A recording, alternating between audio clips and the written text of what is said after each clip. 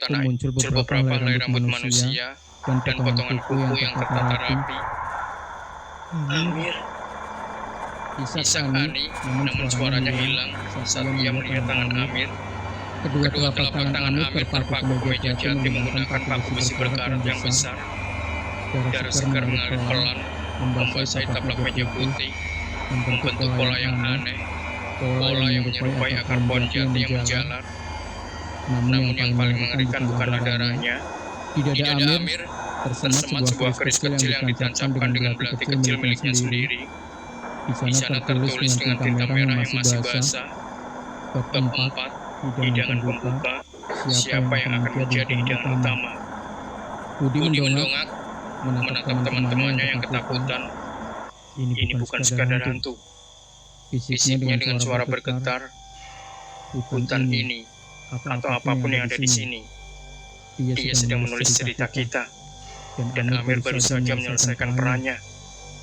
Tepat saat itu, pintu depan villa membanting tertutup dengan keras, Disusul suara kunci yang berputar dari luar. Mereka benar-benar terkunci di dalam naskah yang ditulis dengan darah. Kita harus keluar sekarang, teriak Iwan. Ia berlari menuju pintu depan menendang, dan baunya menghantam kayu jati itu berkali-kali. Namun pintu itu terasa seperti tembok beton, tak bergeming, tak berderit, seolah-olah menyatu dengan fondasi bumi. Budi menarik erat baju Iwan. Tenang, Wan, lewat jendela, pecahkan kacanya. Amir yang malang ditinggalkan di ruang makan dalam kebisuan mautnya. Mereka berlari menuju jendela besar di ruang tamu. Budi menyambar kursi kayu dan menghantamkannya ke kaca. Prang! Kaca pecah berantakan. Tanpa pikir panjang mereka melompat keluar. Mendarat di atas kerikil tajam yang terasa dingin meski matahari seharusnya sudah naik. Anehnya, di luar tidak ada cahaya matahari yang cerah. Langit tertutup kabut tebal berwarna kabut kehijauan. Hutan jati yang mengepung villa itu tampak lebih rapat dari semalam. Batang-batangnya berdiri seperti jeruji penjara raksasa. Mobil, cepat! Mereka berhamburan masuk ke dalam Avanza perak. Iwan memutar kunci kontak dengan tangan gemetar.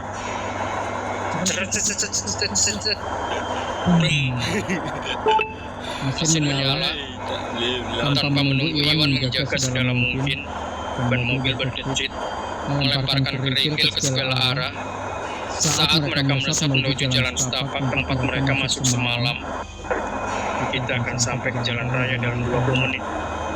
Ucap Iwan lebih kepada dirinya sendiri. Matanya melotot menatap jalanan di depan. 5 menit berlalu, 10 menit. Pepohonan jati di kiri dan kanan jalan seolah terbang melewati mereka. Namun, kabut di depan semakin pekat. Wan, pelan sedikit. Aku nggak bisa lihat apa-apa. Seru Adi dari kursi belakang. Tiba-tiba kabut itu menyibak. Di depan mereka sebuah bangunan kayu jati besar muncul perlahan. Iwan menginjak rem hingga mobil selip dan berputar 180 derajat. Semua orang di dalam mobil terdiam. Nafas mereka memburu. Di depan sana, berdiri villa kayu hitam yang tadi mereka tinggalkan. Pintu depannya masih tertutup. Dan jendela yang dipecahkan Budi tampak menganga seperti luka terbuka. Kok kita balik lagi? Bisik Wati, suaranya nyaris hilang. Mungkin aku salah ambil jalur di pertigaan tadi. Iwan mencoba rasional. Ia memutar balik mobil dan kembali memacu mesin. Kali ini lebih cepat. Ia memperhatikan setiap pohon, setiap tanda. Namun, 10 menit kemudian, hal yang sama terjadi. Kabut menyibak, dan villa itu kembali menyambut mereka, lagi dan lagi. 3 kali mereka mencoba, 3 kali pula mereka berakhir di halaman yang sama, menghadap jendela pecah yang sama. Ini gak mungkin. Gumam Budi, ia keluar dari mobil, kakinya gemetar.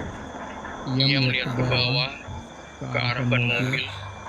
Jejak ban mereka di atas tanah basah tidak menuju ke arah jalan keluar, melainkan membentuk lingkaran sempurna yang mengelilingi villa. Budi menatap hutan jati di sekeliling mereka. Pohon-pohon itu tidak diam. Jika diperhatikan dengan saksama, posisi mereka bergeser pelan, sangat pelan. Seolah hutan itu adalah organisasi hidup yang sedang mengatur ulang dirinya sendiri untuk memastikan mangsanya tidak bisa lari. Kita terjebak dalam looping, kata Budi datar. Ia menatap ke arah lantai 2 villa. Di sana, di balik jendela kamar yang gelap, ia melihat sesosok bayangan putih berdiri diam, memperhatikan mereka dari atas. Wati tiba-tiba menjerit. Sambil menunjuk ke arah spion mobil. Di atas bagasi mobil, tertulis sebuah kalimat di atas debu yang lebat. Putar terus sampai bensinmu habis dan waktumu habis. Bensin kita tinggal 1 bar. Bisik Iwan menatap dashboard dengan tatapan kosong. Budi menyadari sesuatu yang lebih mengerikan. Hutan itu bukan hanya labirin secara fisik, tapi juga secara mental.